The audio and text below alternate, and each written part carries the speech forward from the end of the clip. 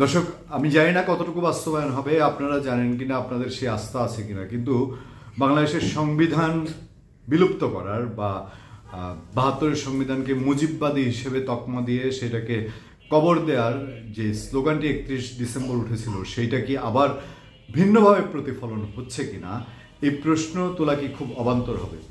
বাংলাদেশের সংবিধান সংস্কার কমিশন তাদের রিপোর্ট জমা দিয়েছে, বেশ কয়েকটি ৪টি কমিশন তাদের রিপোর্ট জমা দিয়েছে, বাকিগুলো জমা পড়বে। কিন্তু আলোচনার কেন্দ্রবিন্দুতে সংবিধান সংস্কার কমিশনের রিপোর্টগুলো, একে একে অনেকগুলো কথা সামনে এসছে। স্টুডেন্টরা এমপি হতে পারবে, বয়স কমানো হচ্ছে 25 থেকে 21 এমপি হওয়ার। 25 বছর ছিল মেয়াদ, এখন 21 আনা হচ্ছে। বাংলাদেশে 4 বছরের বেশি সংসদের মেয়াদ থাকবে না, দুবারের বেশি প্রধানমন্ত্রী থাকতে পারবে না। তারপর বাংলাদেশের সংবিধানের মূল ভিত্তি যেগুলো ছিল, 4টি মূল স্তম্ভ বলা হয়, সেগুলো বাদ দেওয়া হচ্ছে। বাদ পড়ে যাবে ধর্মনিরপেক্ষতার মতন একটি অত্যন্ত বড় এবং বাংলাদেশকে যেখানে উদারপন্থী রাষ্ট্র হিসেবে প্রতিষ্ঠা করা হয়েছিল, সেটি বাদ পড়ে নতুন 4টি বিষয় সামনে আসবে। এরকম নানাবিধ সংস্কারের কথা সুপারিশ করেছে সংবিধান সংস্কার কমিশন। সাংবিধানিক নাম বাংলাদেশের পরিবর্তন করা হচ্ছে, গণপ্রজাতন্ত্রী বাংলাদেশ, এই বিষয়টি বাদ দিয়ে সেখানে গণশক্তি বা গণ ঐক্য এই টাইপের নামটি নিয়ে আসার জন্য প্রস্তাব করা হয়েছে। আমরা এত ডিপলি যেতে চাই না এই আলোচনায়, শুধু বলার আছে এরপরেই সরকারের পক্ষ থেকে অথবা আপনার সরকারের প্রধান উপদেষ্টার প্রেস উইং থেকে বলা হয়েছে যে প্রেস উইংয়ে একটা সংবাদ প্রেস কনফারেন্স আয়োজন করেছে। সেখানে আইন উপদেষ্টা আসিফ নজরুল তিনি বলেছেন যে যেসব সংস্কার কমিশনের সংস্কার জমা পড়ছে, সুপারিশ জমা পড়ছে, সেগুলো বাস্তবায়ন হতে, সেগুলো করতে 2026-এর জুন মাস লেগে যাবে। আমার ফোকাসের জায়গাটি হচ্ছে এখানে, এটা চলছে 2025-এর জানুয়ারি মাস।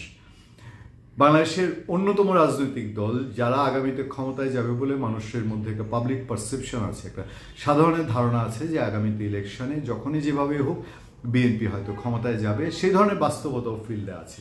সেই বিএনপি ইলেকশন চায় এবছর জুলাই আগস্টে। সংস্কার সরকার হাত দিয়েছে, তারা করতে চায়, করবে, সেই প্রক্রিয়ার মধ্যেই আছে।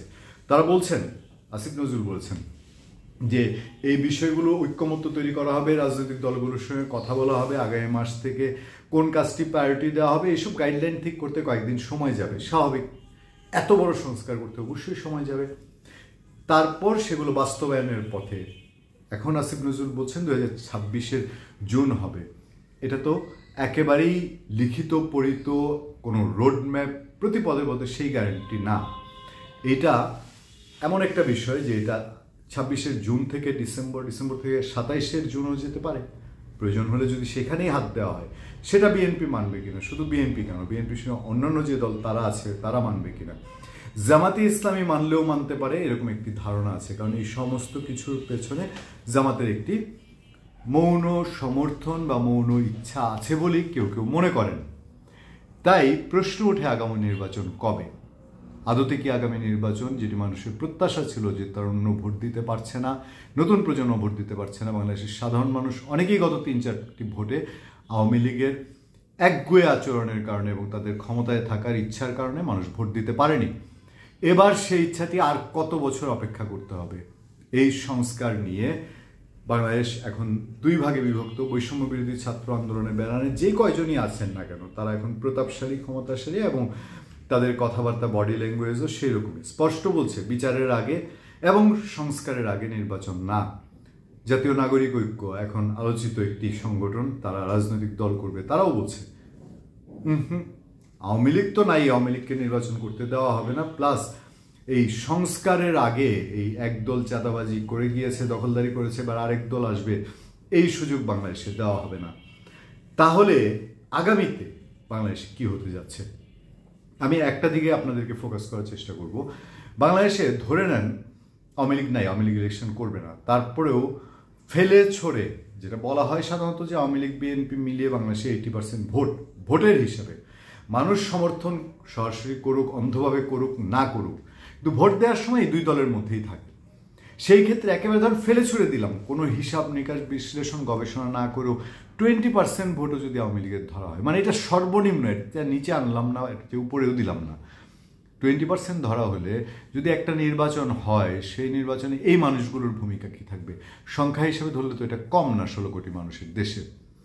সেই সব বিবেচনায় নিয়ে একটা ঐকমত্যের ভিত্তিতে জাতিকে ডিভাইডেড না হয়ে একসাথে থাকার জন্যে এই সংস্কারগুলো কি যে হ্যাঁ 1 বছর 2 বছরের মধ্যে করবো এরকম, নাকি একটা কন্টিনিউয়াস প্রসেসের মধ্যে দিয়ে জনগণ যাকে ভোটের মাধ্যমে ম্যান্ডেট দিবে তাকে দিয়ে এই সংস্কার পর্যায়ক্রমে করা উচিত?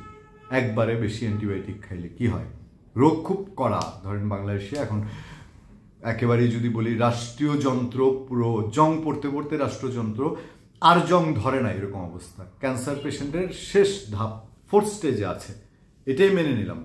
এবার এক গাদা অ্যান্টিবায়োটিক, কেমো, রেডিওথেরাপি সব একসাথে দিলেন, তো ডাইরেক্ট তো গোরস্থান, তাই না? ডাইরেক্ট শ্মশান। তো এই ব্যবস্থাটা না করে একটু ধীরে সুস্থে ফিরিয়ে আনার, ওই লাইফ সাপোর্ট থেকে একটু ধীরে সুস্থে ফিরিয়ে আনার ব্যবস্থা হলে মঙ্গলজনক হয় নাকি? ধন্যবাদ সবাইকে। আপনাদের সাথে আমি আতিক রহমান, পূর্ণিয়া।